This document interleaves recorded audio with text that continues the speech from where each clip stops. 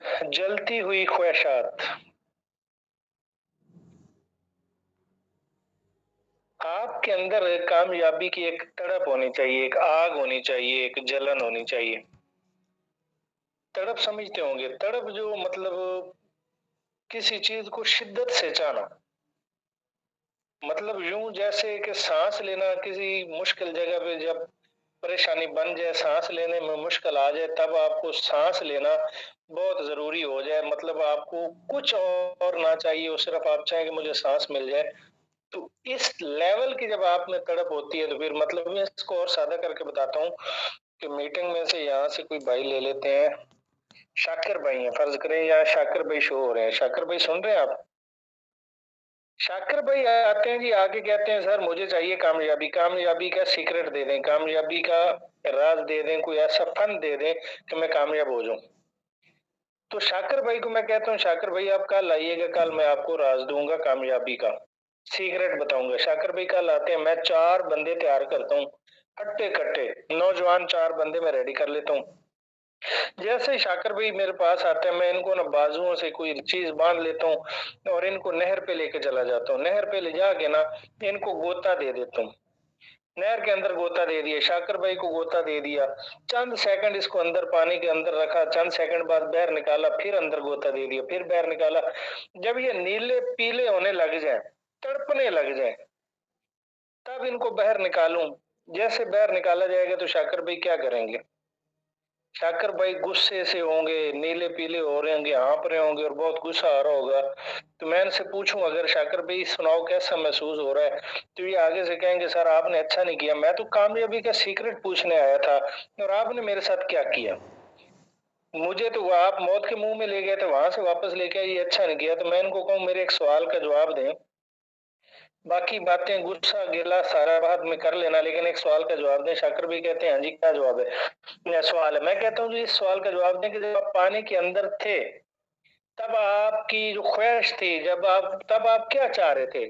ये क्या जवाब देंगे आगे से? इनका एक ही जवाब होगा कि सर उस टाइम मेरी सिर्फ एक ही ख्वाहिश थी कि मैं बाहर निकलूं और मैं सांस ले सकूं। सांस लेना मेरी ख्वाहिश थी और दुनिया की कोई चीज मुझे नहीं चाहिए थी, बस सांस चाहिए थी। उस टाइम जो सांस की तड़प होगी ना शाकिर भाई के अंदर, इस लेवल की जब आप अपने अंदर आग लगा लेते हैं, इस लेवल की जब आप अपने अंदर तड़प पैदा कर लेते हैं, फिर दुनिया की कोई भी ताकत आपको कामयाब होने से रोक नहीं सकती है। दुनिया की कोई भी ताकत आपको नाकाम बना नहीं सकती है।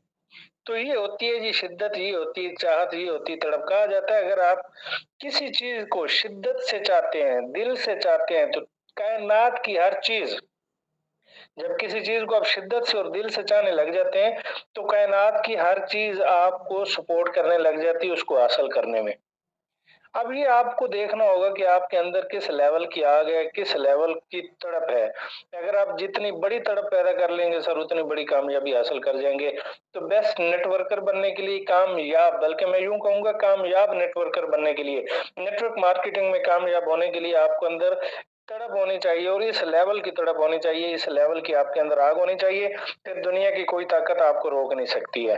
तो बर्निंग डिजायर, जो बर्निंग डिजायर होती है, आपने अपने अंदर पैदा कर लेनी होगी। तो शॉर्ट शॉर्ट में कहूंगा, वैसे तो एक एक टॉपिक पे एक एक घंटा बात हो सकती है, लेकिन आप चूंकि सारे समझदार लोग हैं, सुलझे हुए पढ़े लिखे लोग हैं, तो थोड़ी थोड़ी चीजें अगर आप पिक कर लेंगे तो वो आपके लिए बड़ी हो जाएंगी ना। पिक ना की जाए तो एक एक घंटा भी लगा दिया जाए तो वो काफी नहीं होता, फिर उसका फायदा नहीं होता। तो आपने अपने अंदर क्या करना है? बर्निंग डिजायर पैदा कर लेनी है। दूसरा पॉइंट लिख लें जी, always ready to learn and change. Always ready to learn and change. हमेशा सीखने के लिए और अपने आप को बदलने के लिए हर टाइम तैयार रखना होगा आपको। खड़ा हुआ पानी स्मेल देने लग जाता है, चलते हुए पानी को लोग इस्तेमाल करते हैं, चलते हुए पानी में लोग कपड़े भी धो लेते हैं, चलते हुए पानी में लोग नहा भी लेते हैं, चलते हुए पानी को, दरिया के और चश्मे को, पानी को लोग पी भी लेते हैं। लेकिन जो खड़ा होता है, लोग उसमें पत्थर मारना भी पसंद नहीं करते, क्योंकि उसमें से स्मेल आने लग जाती है। उसमें से स्मेल आने लग जाती है, कपड़ों पे छींटे पड़ जाएंगे, गंदे हो जाएंगे, स्मेल आएगी, उससे लोग दूर दूर होके गुजरते हैं। और चलते हुए पानी को हर तरह से इस्तेमाल किया जा सकता है। लेकिन खड़े हुए पानी को, जो लोग अपने आप को चेंज नहीं करते, जो सीखना नहीं स्टार्ट करते, जो जिंदगी में सीखते नहीं है, जो ये कह लेते हैं मैं कुन फयकून हूँ, मैं सब कुछ हूँ और मुझे सारा ही पता है, वो समझ लें कि उसने हैंड ब्रेक को उठा दिया हुआ है और उसकी ब्रेकें लग गई हैं, अब वो नाकामी की तरफ जाना शुरू हो चुका हुआ है। अब वो कभी कामयाब नहीं हो सकता। जो ये कहना शुरू कर देता है कि मैं तो सब जानता हूँ, समझ लें ये बंदा नाकामी की तरफ जाना शुरू हो गया। इल्म कभी खत्म नहीं होता, आप सारी जिंदगी भी लगा लें सीखने के लिए, आप कभी पूरा सीख नहीं सकते हैं। तो आपने हमेशा सीखने के लिए और अपने आप को चेंज करने के लिए हमेशा रेडी रहना होगा। जब तक आप सीखने के लिए तैयार नहीं होते, आप जिंदगी में कभी कामयाब नहीं होते हैं। तो ये जो आदत होती है, ये कामयाब लोगों के अंदर होती है। इसको अगर आपने काम अपना लिया तो समझ लें दुनिया की कोई ताकत आपको नाकाम नहीं कर सकती है, आप कामयाब हो जाएंगे। मैं आपके साथ ना एक कहानी शेयर कर लेता हूँ। जो सीखने का रखते हैं जज्बा, जो सीखने की तड़प रखते हैं, वो कैसे कामयाब हो जाते हैं। इस बंदे का नाम भी सुना होगा और इसके बारे में यकीनन आप लोग जानते भी होंगे, चलो मैं बता देता हूँ। ये बंदा नेपाल में 29 मई 1914 में पैदा हुआ। टेनजे नोर्गे नाम सुना होगा, जिसने माउंट एवरेस्ट को सर किया था। ये 29 मई 1914 में पैदा हुए और 9 मई 1986 को इन्होंने वफात पा ली। मतलब ये टोटल 72 साल बंदा जी है। 72 सालों में ये बंदा एक हिस्ट्री बना गया, आने वाली दुनिया भी याद रखेगी, पढ़ेगी और इनकी स्टोरियां शेयर की जाएगी। जैसे मैं आज आपके साथ स्टोरी शेयर कर रहा हूँ, लोग इनकी स्टोरियां शेयर करेंगे। अब ये 72 सालों में हिस्ट्री कैसे बनाई। ये माउंट एवरेस्ट के नीचे, पहाड़ी के नीचे रहते थे। जो आते थे माउंट एवरेस्ट को सर करने के लिए, लोग उस पर चढ़ने के लिए जो लोग आते थे, उनका सामान लेके उनके साथ ही ऊपर चढ़ता था, उनका सामान लेके ऊपर जाता था। तो इसके अंदर भी चाहत पैदा हुई। इसने कहा मुझे भी। अब वो जो चढ़ने आते थे वो तो ट्रेन याफ्ता लोग थे ना, वो ऑलरेडी ट्रेन याफ्ता थे, लेकिन इसके पास ट्रेनिंग नहीं थी, ये चीजें नहीं जानता था। लेकिन इसके अंदर एक क्या थी, चाहत थी सीखने की और कामयाबी हासिल करने की। इसने सीखना शुरू कर दिया, इसने भी ट्राई करनी शुरू कर दी। 1935 में ये पहली दफा ये बंदा 1935 में पहली दफा ये बंदा माउंट एवरेस्ट पे इसने चढ़ने की कोशिश की। यूं कह लें कि नाकाम कोशिश, लेकिन ये कामयाब ना हुआ। 36 में चढ़ा, 37 में, 38 में, 39 में, 40 में, हत्ता कि 18 साल ये बंदा कोशिश करता रहा। 1952 तक 1952 तक ये बंदा 18 साल लगातार हर साल चढ़ता और नाकाम होके वापस आता। और जब नाकाम होके वापस आता तो नीचे आके ये पता क्या जुमला बोलता था, अल्लाह करे आपको समझ आ जाए, मेरी दुआ है अल्लाह करे आपको समझ आ जाए। ये क्या बोलता था, नीचे आके जुमला बोलता था, माउंट एवरेस्ट मैं एक ना एक दिन कामयाब हो जाऊंगा, मैं तेरे ऊपर चढ़ जाऊंगा, मैं तुझको सर कर लूंगा, क्योंकि तू एक पहाड़ है और तू ग्रो नहीं कर सकता और मैं एक इंसान हूं, मैं ग्रो कर सकता हूँ। सर वो इंसान है ही नहीं जो ग्रो नहीं करता हो, जो अपने आप को सीखने के प्रोसेस में लेके नहीं आता, जो अपने आप को बदलने के प्रोसेस में लेके नहीं आता, जो हमेशा आगे बढ़ने की कोशिश में नहीं रहता, वो इंसान नहीं होता। सर वो जानवर है, समझ ले एक जानवर में ये हिस्स नहीं होती, उसमें ये अकल, उसमें ये सोच नहीं होती, वो अपने आप को ग्रो नहीं करता। 10 साल पहले जहाँ थे आज भी वही है, 15 साल पहले जहाँ थे आज भी वही है, पर दादाजी वहां थे, दादाजी वहां, अब्बू जी वहां, आज हम भी वही हैं। 3 नस्लें गुजर की चेंज नहीं है। वजह क्या, हमने ग्रो ही नहीं किया। तो फिर हम पहाड़ में और हम में क्या फर्क है, ये जानवर में और हम में, या कोई भी चीज है जो हिल नहीं सकती या जिसमें जान नहीं है, उसमें और हम में कोई फर्क है? कोई फर्क नहीं है, क्योंकि वो भी ग्रो नहीं कर सकती, हम भी ग्रो नहीं कर रहे, हम भी उन जैसे हैं। इंसान असल में इंसान बनता ही तब है जब वो ग्रो करना शुरू कर देता है। तो सर वो सीखता रहा। आखिरकार 9 मई 29 मई, सॉरी, 29 मई 1953 को वो बंदा कामयाब हो गया और माउंट एवरेस्ट पे चढ़ गया। और वो पहला बंदा था दुनिया का जिसने माउंट एवरेस्ट को सर कर लिया। हिस्ट्री लिखी जाएगी, लोग याद रखेंगे। सर याद रख लें, आप अपने फील्ड में पहले जहाँ थे, आप में से कोई डॉक्टरी पढ़ रहा होगा, आप में से कोई इंजीनियरिंग पढ़ रहा होगा, आप में से कोई टीचिंग बनने की कोशिश कर रहा होगा, आप में से कोई कुछ करने की कोशिश कर रहा होगा, कोई कुछ पढ़ रहा होगा, कोई कुछ पढ़ रहा होगा, लेकिन यकीनन आप में से किसी ने भी नेटवर्किंग नहीं पढ़ी होगी, ना नेटवर्किंग आपने सीखी होगी। अगर आप कहें कि वो 15 साल, वो 20 साल, वो 12 साल, वो 10 साल जो आपने वहां लगाए हैं, मैं पढ़ता रहा हूँ या मैं पढ़ती रही हूँ, मैं सीखता रहा हूँ, मैं सीखती रही हूँ और सीखने की मुझे क्या जरूरत है, तो आप बिल्कुल रॉन्ग सोच रहे हैं। आपकी सोच बिल्कुल ठीक नहीं है, क्योंकि वो थी डॉक्टरी आपने पढ़ी थी, वो आपने इंजीनियरिंग पढ़ी थी, वो आपने टीचिंग के लिए पढ़ा था, वो आपने वकील बनने के लिए पढ़ा था या कुछ भी बनने के लिए पढ़ा था, लेकिन नेटवर्कर बनने के लिए नहीं पढ़ा था। तो नेटवर्कर बनने के लिए क्या करना होगा? नेटवर्किंग को सीखना होगा, अपने आप को सीखने के प्रोसेस में लेके आना होगा।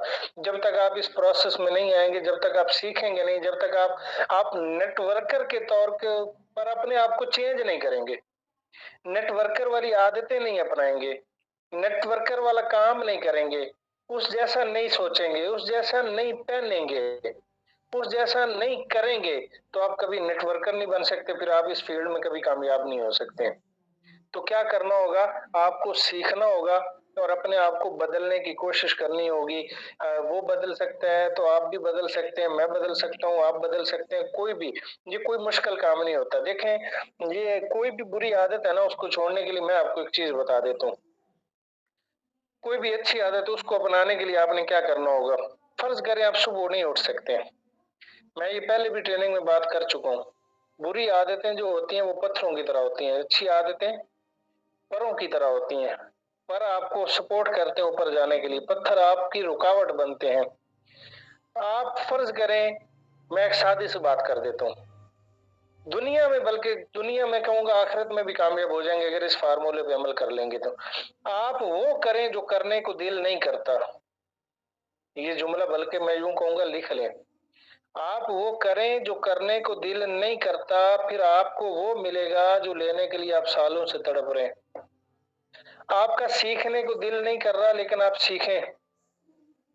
एक नेटवर्कर वाली हैबिट्स अपनाने को दिल नहीं कर रहा, लेकिन आप अपनाएं।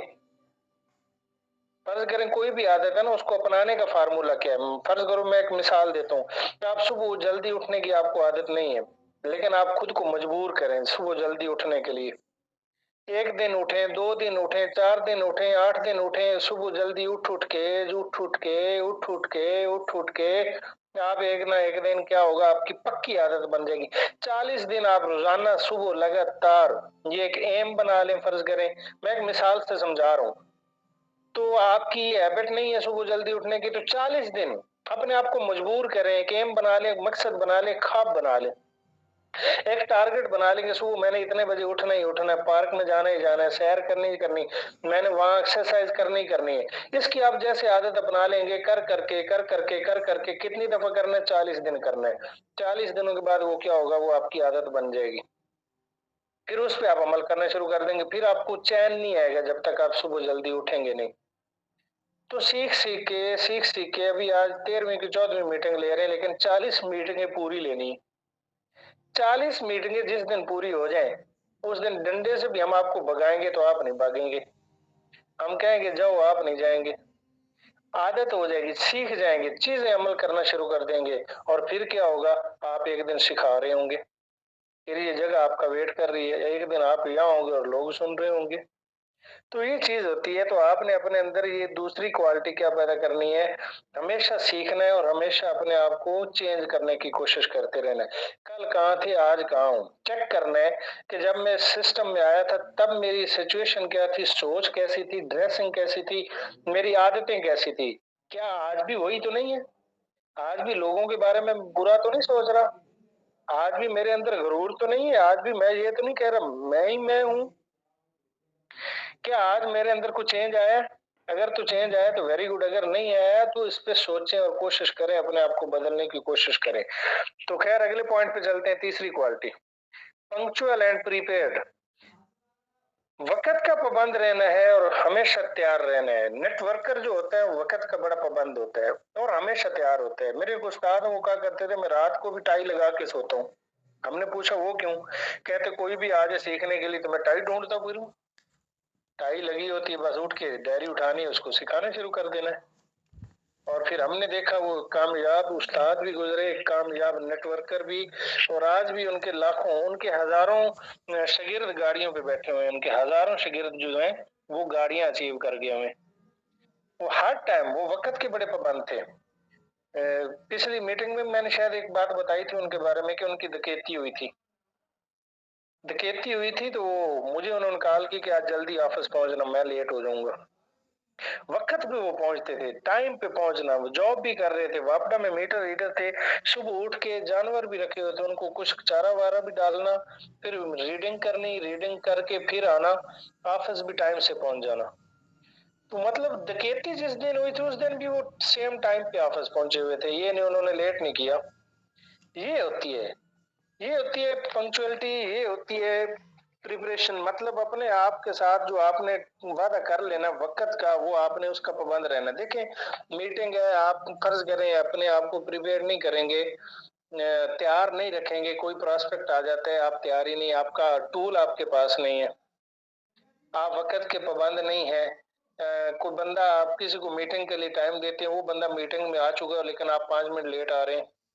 किसी जगह आपने मीटिंग अरेंज की हुई है, आप वहां पहुंचे नहीं, लेकिन आपका प्रोस्पेक्ट वहां पहले पहुंचा हुआ है और आप 5 मिनट लेट पहुंच गए। 5 मिनट लेट पहुंच के आप वहां क्या बोलेंगे? सबसे पहला जुमला क्या होगा? वो लिखेगा, यहाँ आप क्या लिखेंगे, क्या बोलेंगे उसको सॉरी सर। पहुंचने के बाद? सॉरी सर, बिल्कुल आप बोलेंगे, सॉरी सर मैं लेट हो गया। तो आधा घंटा पौना घंटा डिस्कस जब आप करेंगे, प्लान दिखाएंगे, तो वो पता क्या कहेगा? Sorry sir. सेम जुमला बोलेगा जो आप जाके बोलेंगे। और सर 5 मिनट पहले नहीं पहुंच सकते तो कम से कम टाइम पे जरूर पहुंचा करें। जो टाइम दिया हुआ ना उस पे जरूर पहुंचे, उससे बंदे को, अगले को पता चलता है यार बंदा वाकई को बिजनेसमैन है, इसकी आदतें अच्छी हैं, टाइम का पाबंद है। वो अगर लेट हो जाएंगे, अगर आगे से समझदार बंदा हो तो वो कहेगा यार आज ये लेट हुआ है, आगे पता नहीं मेरे साथ क्या करेगा। तो जो मीटिंग याद रख लें सॉरी से स्टार्ट होती है, वो सॉरी पे ही एंड होती है। तो ऐसा नहीं करना कि सॉरी आपको बोलनी पड़े। आपने वक्त पे अपनी मीटिंग पे पहुंच जाना है, ताकि आपका प्रोस्पेक्ट को वेट ना करना पड़े, या वहां उसे कोई नेगेटिव ना कर दे, या वहां उसके साथ कोई और ना पहुंच जाए और उसको कुछ और ना बता दे जो आप बताना चाह रहे हैं, वो सुने ही ना। तो ये चीज होती है। तो प्रिपरेशन में आपने क्या करना होगा? 3 चीज रखनी होंगी। सबसे पहला काम जो आपने, हर टाइम तैयारी किस चीज की रखनी होगी? 3 चीजों की। Number 1, smiley face. आपके चेहरे पे मुस्कुराहट हर टाइम रहनी चाहिए। फोन सुने तो हंस के सुने, अगला जब बात करे, हेलो करे, तो इतना खुश होके सुने कि उसको ये दिल को भी सुकून मिले। रोने वाला मुंह ना हो। ये ना हो कि आप बोले और आगे से वो कहे अच्छा अल्लाह ही हाफिज है जी, इन्ना लिल्लाहि व इन्ना इलैहि राजिऊन, मैंने तो अपने दुख के लिए फोन किया था, ये पहले ही रो रहे हैं। जब वो फोन करे तो उसको मजा आए, जब आपसे कॉल पे बात करे मजा आए, जब बंदा आपसे मिलने आए तो उसको मजा आए, आपसे मिलके उसको मजा आना चाहिए। आपके चेहरे पे हर टाइम मुस्कुराहट होनी चाहिए। चाइनीज कहावत है, अगर आप मुस्कुरा नहीं सकते हैं तो आपको दुकान नहीं खोलनी चाहिए, क्योंकि आप नाकाम हो जाएंगे। दुकानदार हमेशा वही कामयाब होता है जिसके चेहरे पे स्माइल होती है, जो आने वाले कस्टमर को हंस के बुलाता है। आप लोगों के एक्सपीरियंस होंगे, मार्केट तो सारे जाते होंगे, आप किसी भी दुकान पे जाते हैं लेकिन उस दुकानदार का रवैया आपके साथ ठीक नहीं, वो आपको सही तरीके से गाइड नहीं करता, जब बुलाता है तो गुस्से से बोलता है, आपको चीजें नहीं दिखा रहा, वो चीजें आगे पीछे कर रहा है। दोबारा उस दुकान पे, आप उस शॉप पे जाना चाहेंगे? कभी नहीं जाना चाहेंगे। मैं साहिवाल में नया नया गया तो मैंने ना कुछ चीजें लेनी थी, मैं एक जनरल स्टोर पे चला गया। तो आदिल, उसका नाम आदिल भाई ना, मैं उसके जनरल स्टोर पे पहली दफा साहिवाल गया, पहली दफा उस जनरल स्टोर पे मैं गया ना, तो आदिल भाई से मैं मिला तो उन्होंने बड़ा हंस के अस्सलाम वालेकुम, कैसे हैं भाईजान? ठीक है। हाँ जी भाईजान को क्या चाहिए? मैंने कहा ये चीजें चाहिए। अच्छा, उन्होंने ला के दी। और भी मेरे भाई को कुछ चाहिए? मैंने कहा नहीं। देखें, शॉप भरी पड़ी है, सारी चीजें आप लोगों के लिए हमने रखी हुई हैं, ये आपके घर के लिए, किचन के लिए, ये चीज है, वो चीज है, मेकअप की चीजें, फलां फलां फलां। आपको और भी उसने चंद चीजें, ये भी ले जाए, ये भी ले जाए। इतना मुस्कुरा के मैं उससे पता नहीं कितनी इजाफी चीजें ले आया, और ला के मैंने वापस आके ऑफिस में मेरी जितनी टीम थी, मैंने सबको यही कहा कि आपको नेक्स्ट जो भी कुछ चीज चाहिए हो, आपने आदिल भाई के शॉप पे जाना है, फलां जगह उसकी शॉप है, वहां जाना है। अब जब हमारे पास साथ गलत एक्सपीरियंस हो जाता है, बंदा हमें सही तरीके से गाइड नहीं करता, तो हम वापस आके 10 लोगों को बताते हैं फलां बंदा बड़ा बदतमीज है, उसके पास ना जाइएगा, उसका तो रवैया ही ठीक नहीं है कस्टमर के साथ। अब जो हँस के बुलाता है, हम दोबारा भी उसके पास जाना चाहते हैं। तब आप अपने प्रॉस्पेक्ट के साथ मुस्कुरा के बात नहीं करेंगे, खुश होके बात नहीं करेंगे, वो आपके पास क्यों आए? वो तो आता है अपने दुःख को हल्का करने के लिए, वो तो आता है दुःखों का उजाला करने के लिए, वो तो आता है अपनी परेशानी का हल लेने के लिए।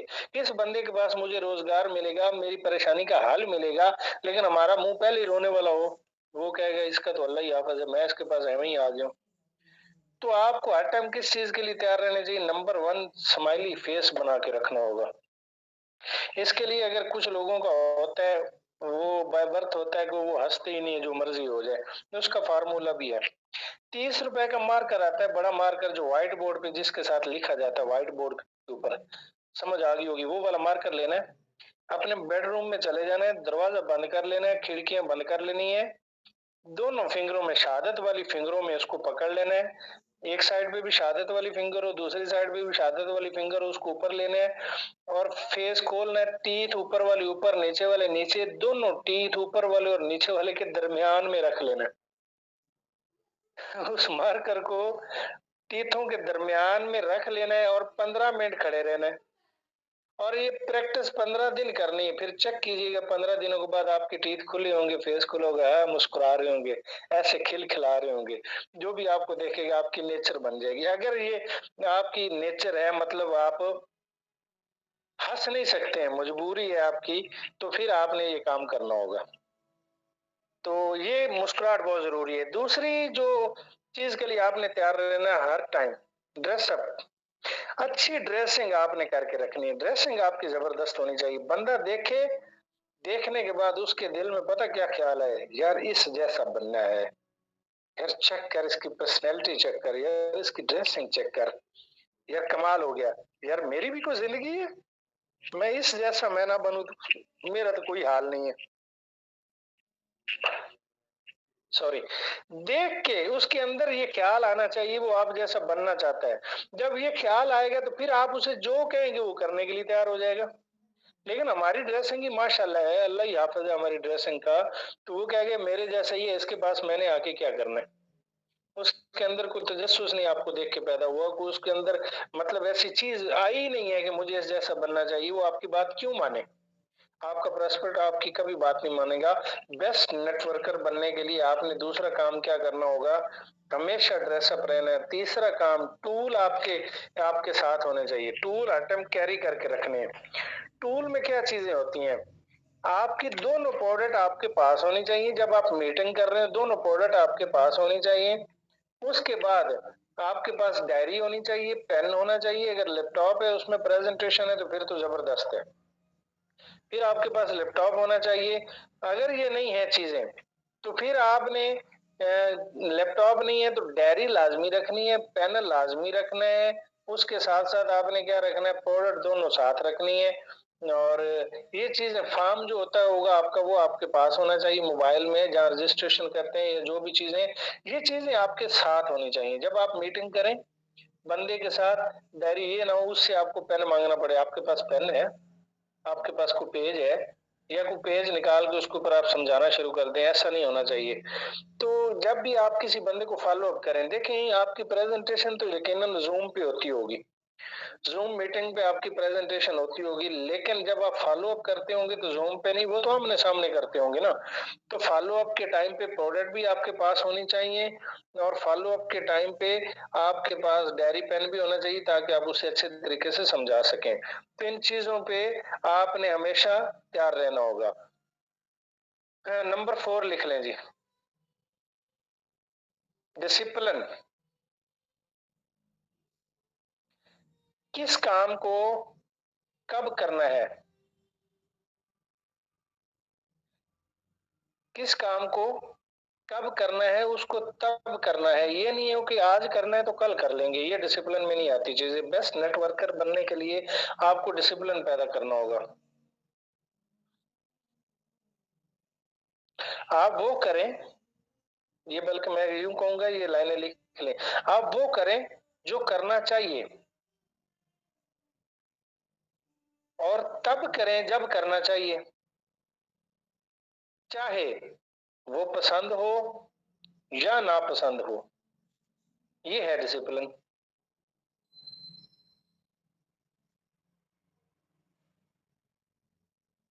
आपको वो करना चाहिए, वो करें जो करना चाहिए, तब करें जब करना चाहिए, वो पसंद हो या ना पसंद हो, ये डिसिप्लिन होता है।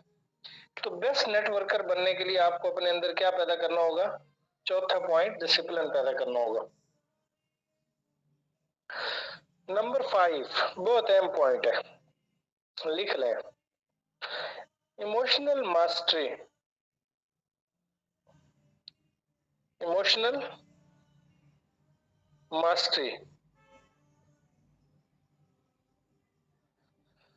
अपने इमोशन पे आपको हमेशा कंट्रोल रखना होगा जी। बंदे ने इनकार कर दिया, मैंने काम नहीं करना, डायरी उठा के उसके मुंह पे मार दी है। यही होना चाहिए नेटवर्कर को। बंदे ने का काम देख, मजाक उड़ाया उसने गुस्सा आ गया ना। ईगो भी हमारी बहुत आगे आ जाती है ना। ईगो हमने नाक पे रखी होती है, नोजी पे ईगो सजा के फिरते हैं। जैसे किसी ने बात की धड़ल, या तो वो नहीं तो या खुद नहीं, बहस भी उतर आते हैं। इमोशनली तौर पे आपको अपने आप को कंट्रोल करना होगा। जब भी आपको नो कर दे या आपका मजाक बनाए या कोई बात करे, तो एक सुलझे हुए तरीके से, एक समझदार तरीके से उसको हैंडल करने की कोशिश करें। चेहरे पे मुस्कुराहट रख के अपने इमोशन पे कंट्रोल रखें। अगर आप इमोशनल हो जाते हैं, वहां कोई हैंकी पैंकी मार देते हैं, तो आप बेस्ट नेटवर्कर कभी नहीं बन सकते। ना को हजम करना सीखें। ना, असल प्रॉब्लम पता क्या बनती है? जब बंदे को आपको इनकार कर देता है, नो कर देता है। नो को हजम करने की प्रैक्टिस करें, कोशिश करें और इसको अडॉप्ट कर लेंगे। ना कोई भी आपको कर ले, एक नहीं, 10 नहीं, 100 नहीं, हजारों नो भी हो जाए, घबराना नहीं है। हजारों नो को हजम करने की क्वालिटी अपने अंदर पैदा करनी होगी, फिर आप बेस्ट नेटवर्कर बन पाएंगे। मास्टरी क्या होती है? ये इमोशनल तौर पे चीजें मैंने बता दी। मास्टरी क्या होती है? मास्टरी किस बात का जवाब देना है और कब देना है, इसका जवाब देना भी चाहिए या नहीं देना चाहिए, ये बात आपको समझ आ गई तो आप मास्टर हैं। किस बात का जवाब कब देना है और क्यों देना है, देना भी है या नहीं देना है, ये सीख गया तो मास्टरी है। नेटवर्क मार्केटिंग में अप्स एंड डाउन्स आएंगे, उसमें खुद को संभालने का फन रखना मास्टरी है। अप्स डाउन का मतलब कभी काम अच्छा होगा, कभी नहीं होगा, कभी परेशानी बन जाएगी, कभी खुशी मिलेगी। उसमें खुद को खुशी मिल जाए तो ऐਵੇਂ लोगों को लाते ना मारते फिरो, ऐਵੇਂ लोगों को तंग ना करते फिरो। परेशानी मिल जाए तो मुंह ना लटका के बैठो। खुशी में और परेशानी में खुद को मैनेज करना, ये क्या है? मास्टरी है। टीम को कवर करना। अब टीम में देखें, आप जब टीम बनाएंगे उसमें अगर आप गौर करें तो एक ही नेचर के सारे लोग नहीं है। टीम में एक ही सोच के लोग नहीं आएंगे। कोई किस लेवल की सोच रखता होगा, कोई किस लेवल की सोच रखता होगा, कोई नेगेटिव सोचता होगा, कोई पॉजिटिव सोचता होगा, कोई छोटा सोचता होगा, कोई बड़ा सोचता होगा। सारी टीम को कवर करके रखना, ये क्या है? नेटवर्कर की मास्टरी है। फैमिली को कवर करना, फैमिली में बड़ा प्रेशर आता है। नेटवर्क मार्केटिंग जब आप करते हैं, फैमिली की तरफ से आपको बड़ा प्रेशर आता है। हाँ जी, महीना हो गया काम करते हुए, क्या मिला? तो उन्हें कहना, आपके कहने पे 20 साल लगा दिए हमने पढ़ने पे, क्या मिला? बदतमीजी नहीं करनी, मतलब लॉजिक से जवाब देना है। मामा पापा, मामा जी, बाबा जी, 20 साल हमने लगा दिए, क्या मिला? डिग्री है, जॉब मिलती है? आपके कहने पे लगाया, अब हमारे कहने पे हमारी भी कोई जिंदगी है, कोई 2 साल हमें भी दे दे। आपके कहने पे हमने 20 साल लगा दिए, हमें 2 साल तो लगाने दें, उसके बाद रजा ना निकले तो फिर कहना। तो फैमिली को मैनेज करना मास्टरी है। अप्स एंड डाउन को मैनेज करना, टीम को कवर रखना, फैमिली को कवर रखना मास्टरी है। अच्छे और बुरे हालात में अपने आप को मैनेज रखना मास्टरी है। यूं कह ले, मैं इसको खत्म करता हूं, इस पॉइंट को सादा से लफ्जों में, 10 मेंढकों को एक ही तराजू में एक ही टाइम में तोलना मास्टरी है। अभी होता क्या है कि मेंढक जो होते हैं ना, आप इनको रखेंगे ना तराजू में, एक को उठा के रखेंगे, दूसरा नीचे छलांग लगा के वो जाता है, उसको उठा के रखेंगे तो पहले वाला छलांग लगा के। 10 मेंढकों को एक ही टाइम में और एक ही तराजू में अगर आप तोलने में कामयाब हो जाते हैं तो आप मास्टर बन गए, फिर आप बेस्ट नेटवर्क है। तो अपने आप को इस लेवल का बनाना होगा, फिर बेस्ट नेटवर्कर बन पाएंगे। नंबर 6, छठी क्वालिटी लिख लें जी, बड़ी कमाल की है, फाइनेंशियल डिसिप्लिन। नंबर 6 पे क्या है? Financial discipline. लोग यहां से इस सिस्टम से करोड़ों रुपया कमा लेते हैं और फिर करोड़ों रुपया गवा भी लेते हैं। करोड़ों कमाते हैं, करोड़ों गवाते हैं, जहां से आए थे वहीं चले जाते हैं, जहां से शुरू किया था वापस घूम के वहीं खड़े होते हैं। उनके काम करने का फायदा नहीं। अगर आपने ऐसे काम करने हैं तो फिर नेटवर्किंग करें ही ना। आपको बेस्ट नेटवर्कर बनने के लिए और नेटवर्क मार्केटिंग से फायदा लेने के लिए फाइनेंशियल डिसिप्लिन भी आना चाहिए। आपको पता होना चाहिए पैसे को कब लगाना है, कहाँ लगाना है, किस जगह पे लगाना है, किस प्रोजेक्ट में इन्वेस्ट करना है, कितना इन्वेस्ट करना है। नहीं आ रहे हैं पैसे, अपने आप को मैनेज कैसे करना है। आ रहे हैं तो अपने आप को संभालना कैसे है। पैसे में बड़ी आग होती है, एवं ही लुटा देते हैं लोग, एवं ही दिमाग खराब कर लेते हैं।